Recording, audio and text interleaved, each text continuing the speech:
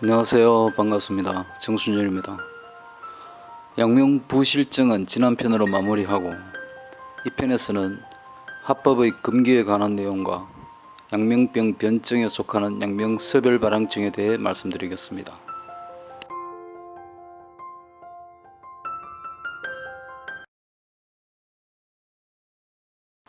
삼승기탕으로 공화법을 배웠으므로 이제 공화할 수 없는 금기정우들을 알아보겠습니다. 합법 금례의 첫 번째 조문 204조입니다. 상한 구다 수유 양명증 불가 공지. 상한 구다, 상한의 심한 구토는 두 가지로 해석됩니다. 첫째는 양명병에서 병인이 구토가 심하다는 것인데요. 이것은 앞선 태양병 변증 중 치자신경식탕에서 언급되었던 내용과 부합합니다. 사열이 흉격에 머물면서 무형열사가 위안부를 자극하여 위기상력하며 구토가 발생하는 경우입니다. 이 상초열혈증을 상부에서 청선하지 않고 공화한다면 사기가 임내하면서 리기를 손상하여 병정이 악화됩니다. 둘째는 구토를 소양병으로 보는 경우입니다. 소양병의 특징 증상으로 신번희구가 있는데요. 소양병은 담열과 기울이 일으키는 증후입니다. 그러므로 담열이 내울하면 쉽게 위를 침범하여 위기상력하며 희구, 선구, 다구하게 됩니다. 특히 상한눈중의 구토의 존재, 부존재는 소양병의 존재와 부존재 여부를 가리키는 중요 증후입니다. 만약 이 조의 병증이 양명병과 소양병의 병병이라면 응당 3금, 즉 금한, 금토, 금하를 적용해야 합니다.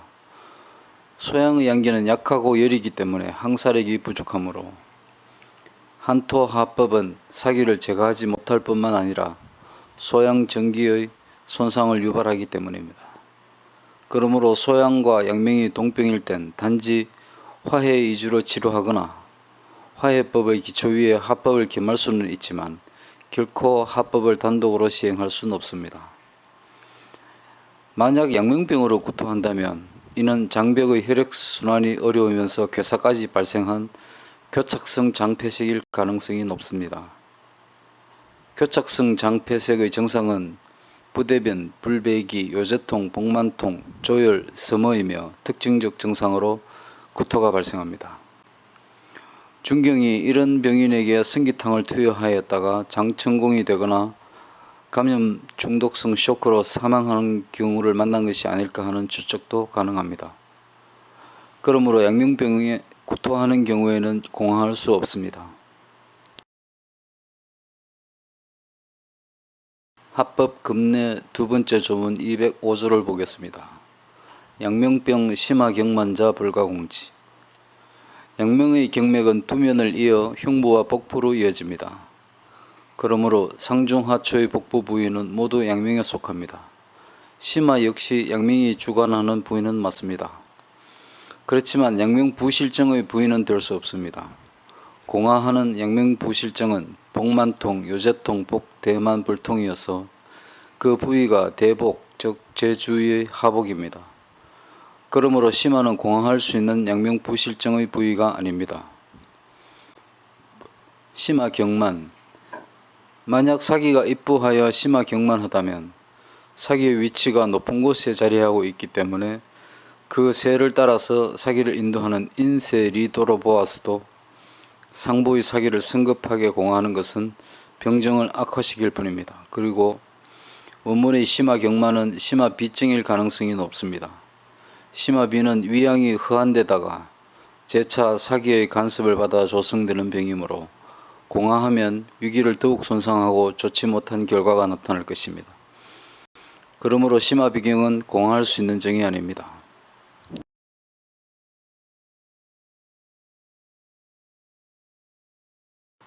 합법 금례 세 번째 조문 206조를 보겠습니다. 양명병 면합적색 불가공지. 면합적색의 합자는 통할 통자와 같습니다. 만면통홍 곧 온 얼굴이 붉다는 의미입니다. 의종건감 상한신법 요결에서 양명경증에 대해 연년면적 액두통, 얼굴이 온통 붉으며 전두통이 있다라고 하였듯 이는 양명경맥 피상에서 나타나는 정후입니다. 사기가 경에 있을 때는 공황할 수 없습니다. 필발열 색황자 소변분리야. 공황하여 비위의 양기가 피상되고 경의 사기가 임리한 상황입니다. 비양손상으로 운하가 실조되어 습사가 내류하며 양명의 조열과 상합하면 발황할 수 있습니다. 소변분리는 섭열상합으로 인해 습사가 출로를 찾지 못하기 때문입니다. 소변분리는 섭일이 결합하여 황달이 되었을 때 나타나는 특징 정후 중 하나입니다. 그러므로 양명경맥에 사기가 있을 때는 공황할 수 없습니다. 합법금려 네 번째 원문 194조입니다. 양명병 분흥식 공기열 필을. 양명병에 분흥식하는 것은 위가가 허한하여 순환무건으로 음식을 받아들이지 못하기 때문입니다. 어른 애역 곧 횡경막 경련이 발생하는 것은 위중헌행고야 원래 병인이 허한증이 있는데 다시 고한약물로 공황하면 애역이 거치지 않는 불량한 결과를 초래하게 됩니다. 이상 네 조문의 불가하지를 총결하면 첫째, 사기가 경맥이 있으면 공황할 수 없고, 둘째, 양명부실증의 부위가 아닌 심화경만이면 공황할 수 없고, 셋째, 구토가 심해도 공황할 수 없고, 마지막으로 위가가 허한하면 공황할 수 없습니다. 양명병의 본증 조문들은 거의 마무리되었고 이제 양명병의 변증인 양명섭열발항의 정치에 대해 말씀드리겠습니다. 양명섭열발항은 양명의 열과 태음의 섭이 결합한 섭열호결로 인해 발생합니다. 비와 위는 일막으로 서로 연결되고 경맥으로 낙속되어 있습니다. 그러므로 두 기관의 관계는 위의 순합과 비의 운하가 서로 의지함으로 납화상이이고 위는 탁강하고 비는 승청함으로 승강상인이며 위조와 비섭이 서로 구제함으로 조습상제하는 관계입니다. 이렇게 비위는 공동으로 순합, 부숙, 흡수, 전수, 배수를 완성하며 이로써 기혈화생의 근원이 되므로 후천지본이라고 합니다. 만약 양명의 열이 편중되게 조화된다면 열이 성할수록 진액을 손상하게 되고 진액이 손상되면 더욱 조결하게 됩니다. 만약 양명의 열이 조화를 따르지 않고 태음의 섭화를 쫓아가는 경우 평소 비기 부족인 사람이라면 수섭이 만연해지면서 양명열은 태음섭과 서로 상합하게 됩니다. 섭열이 상합하면 섭열발항을 조성할 수 있게 됩니다. 섭열이 체내에 울증하면 섭부덕설 열부덕월, 섭사는 하설되지 않고 열사는 외월할 수 없게 되며 복부의 기기가 옹체됩니다. 이렇게 섭부덕설 열부덕월로 중초기계가 옹체되어 수술되지 않아 비장의 본색인 황색이 외부로 발로하면 발항하는데 이를 비황설이라고 합니다.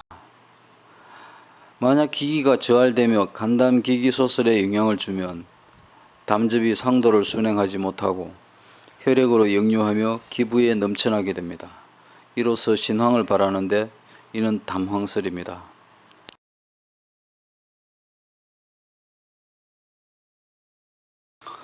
섭열발항의 정치입니다.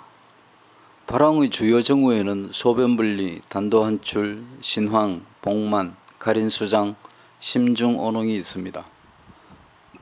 소변분리는 섭열의 결합으로 인해 섭사가 열사의 견제를 받아 하설하지 못하기 때문입니다. 섭열상합을 여유인면 난해난분이라고도 하는데 기름과 밀가루가 섞이면 분해할 수 없듯 열과 섭은 한 번 결합하면 분리하기 어렵다는 뜻입니다. 단도한출, 모기의 머리에만 땀이 흐르고 신상에 땀이 없는 것은 열사가 섭사의 견제를 당해 외월하지 못하기 때문입니다. 그나마 머리가 재향의 회합처이므로 양열이 상정하면 머리에만 땀이 나는 단도한출이 출현할 수 있습니다. 신황은 앞에서 살펴본 바와 같이 섭열이 체내에 울정하므로 비황이나 담황으로 인해 출현합니다. 복부착만은 섭열이 복부기기를 제치하여 운행이 불리하기 때문입니다. 구갈은 섭열호결로 인해 진액이 화생되지 않으면서 동시에 열성상진이 병행하기 때문입니다. 심중오농은 섭일호결의 우렬이 심신을 유동하기 때문입니다. 섭일바랑의 치료에는 청열, 이습, 퇴항의 법을 사용합니다.